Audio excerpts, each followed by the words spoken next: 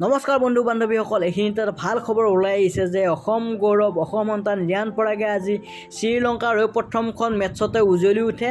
বেটিঙেৰে নহয় বলিঙেৰে চমক প্ৰদৰ্শন আগবঢ়াই উজ্বলি উঠে ৰিয়ান পৰাগ। আৰু ৰিয়ান পৰাগে আজি তিনিটাকৈ উইকেট দখল কৰে শ্ৰীলংকাৰ হৈ, আৰু তিনিওটা উইকেটে বল আউট কৰে। 1 অভাৰ 2টা বলত 5 ৰান দি তিনিটাকৈ উইকেট দখল কৰাত ভাৰতীয় দলৰ প্ৰশিক্ষক গৌতম গম্ভীৰো পূৰা উৎসাহিত দেখা যায়।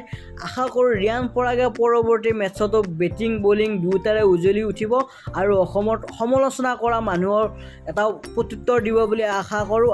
আৰু প্ৰত্যেকজন আমি অসমীয়া মানুহে গৌৰৱ কৰোঁ যে অসমীয়া ল'ৰা এজনে আন্তঃৰাষ্ট্ৰীয় মেটছ খেলিছে ভাৰতৰ হৈ। আশা কৰোঁ পৰৱৰ্তী মেটছতো ৰিয়ান পৰাগে ভাল কৰিব বুলি আমি আশা কৰোঁ। ধন্যবাদ।